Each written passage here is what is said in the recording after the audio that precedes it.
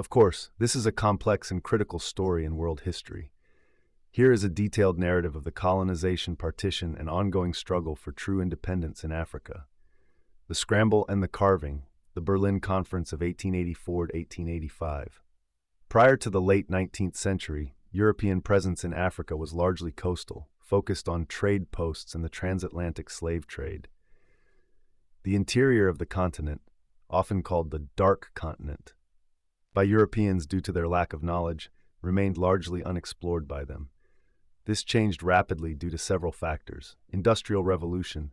European powers needed new sources of raw materials, rubber, cotton, palm oil, minerals, and new markets for their manufactured goods.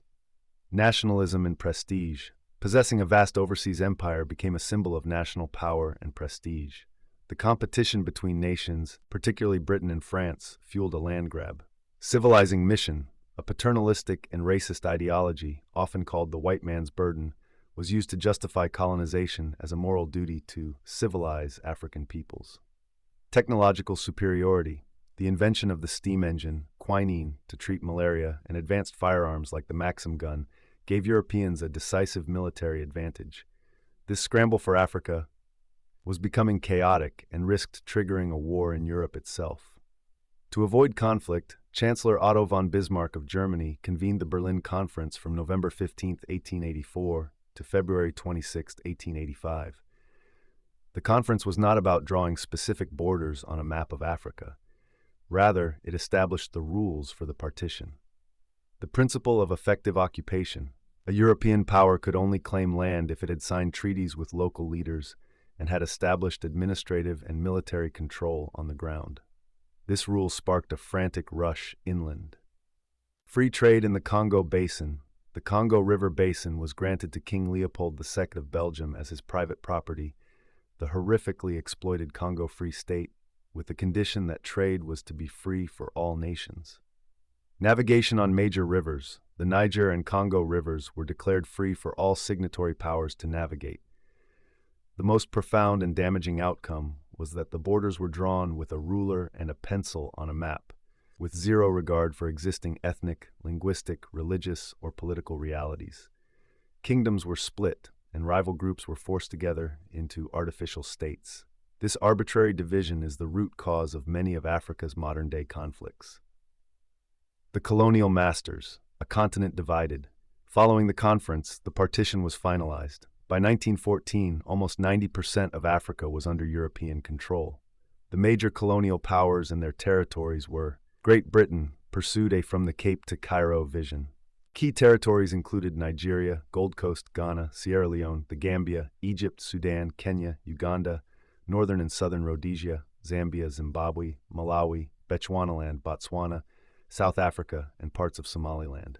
France aimed for an empire stretching from Dakar to Djibouti. Their vast territories in West and Equatorial Africa included Senegal, Mali, Burkina Faso, Benin, Côte d'Ivoire, Guinea, Niger, Chad, Central African Republic, Republic of the Congo, Brazzaville, and Gabon, plus Madagascar and Morocco. Portugal, the oldest colonial power, held onto Angola, Mozambique, and Guinea-Bissau.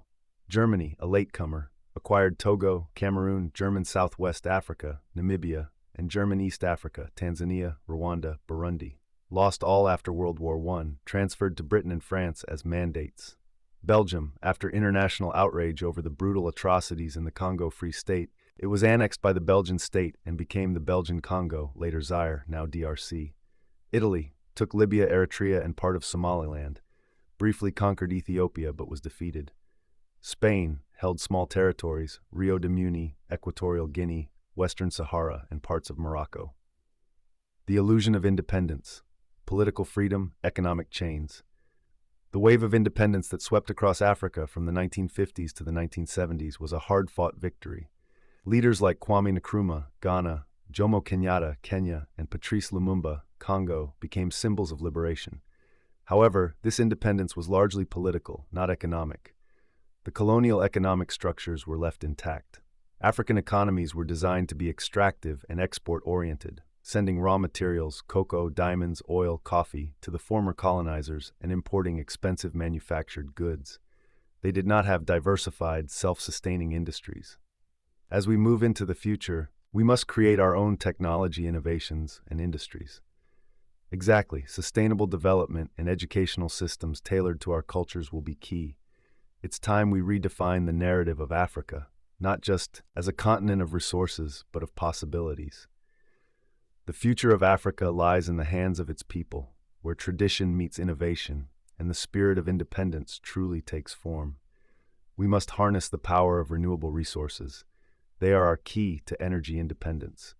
Indeed, particularly with solar and wind energy, Africa can lead the world in sustainable practices. And let's not overlook the power of communication technology. It's revolutionizing how we connect and solve problems.